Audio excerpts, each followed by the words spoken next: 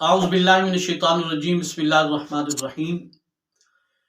मैं मोहम्मद आमिर हजूर हूँ और आप देख रहे हैं हमारा यूट्यूब और फेसबुक चैनल डेली वज़ाइफ विद आमिर हजूर। दोस्तान गिरामी कदर, बाज लोग ऐसे होते हैं कि जो हर वक्त किसी न किसी बीमारी में मुब्तला रहते हैं। कभी कोई बीमारी शुरू हो गई, उसका इलाज कराया तो फिर दूसरी शुरू हो गई, उसका इलाज कराया तो फिर और बीमारी, फिर और बीमारी, फिर और बीमारी। हर वक्त किसी ना किसी बीमारी में मुब्तला रहते हैं। जितना मर्जी इलाज मुआवजा करा लें, ऐसा लगता है कि कोई दवाई उन पर असर ही नहीं कर रही। तो बाज बंदे ना उलझ जाते हैं, सोचने पर मजबूर हो जाते हैं कि पता नहीं बीमारी है या कोई जादू वगैरह है या कोई और मसला है।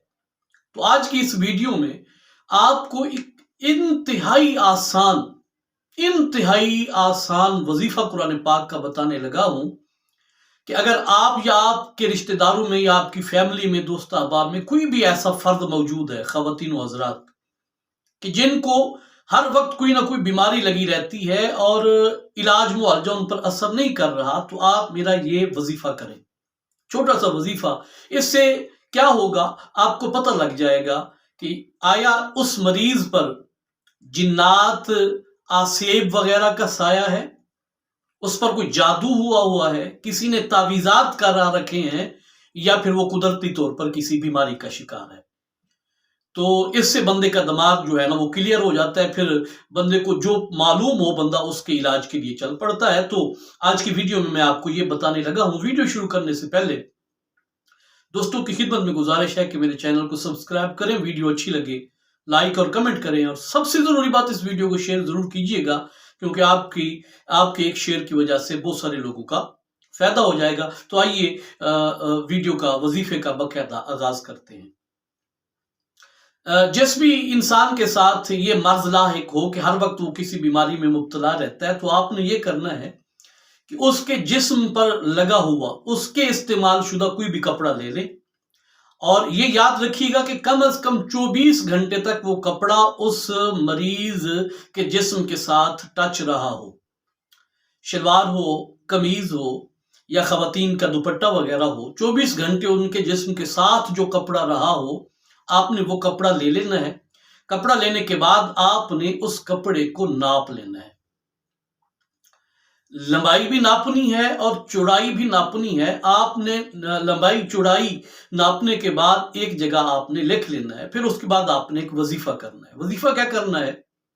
सबसे पहले आपने 5 मरतबा दरूद पाक पढ़ना है, नमाज वाला दरूद, दरूद इब्राहिमी, अल्लाहुम्मा सल्ली अला और अल्लाहुम्मा बारिक, 5 मरतबा दरूद पाक पढ़ लिया। अब आपने 41 मरतबा, 41 टाइम्स, 41 मरतबा आपने आयतुल कुर्सी पढ़नी है, इस तरीके के साथ कि जब आप पहुंचे ना वला यऊदुहु हिफ्जुहुमा, आपने इस लफ्ज को 7 मरतबा दोहराना है।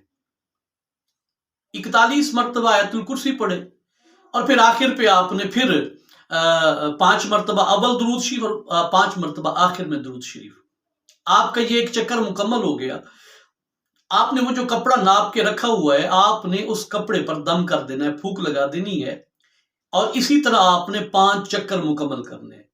5 चक्कर मुकम्मल करने के बाद अब आपने उस कपड़े को अच्छी तरह लपेट के एक जगह पे फकत 11 मिनट के लिए रख दें, ना 10 ना 12, 11 मिनट के लिए उस कपड़े को आपने रख देना है।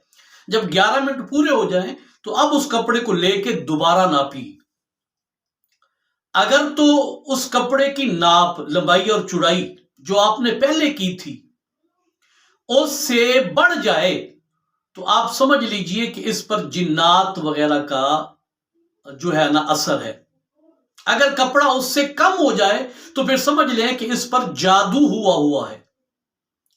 और अगर कपड़ा जो है वो 1 इंच से कम उसकी चौड़ाई में फर्क पड़े, या ज्यादा हो जाए या कम हो जाए, तो आपने समझना है कि इस पर तावीज वगैरह हुए हैं। और अगर कपड़ा अपनी पहले वाली नॉर्मल हालत में रहे تو پھر آپ یہ سمجھ لیں کہ اس پر نہ کوئی تعویذات ہیں، نہ کوئی جن ہے، جادو ہے، کچھ بھی نہیں ہے. یہ بس قدرتی طور پہ کسی بیماری میں مبتلا ہے اور پھر اس بیماری کا ٹیسٹ کرا کے اس کا علاج کرنا شروع کر دیں.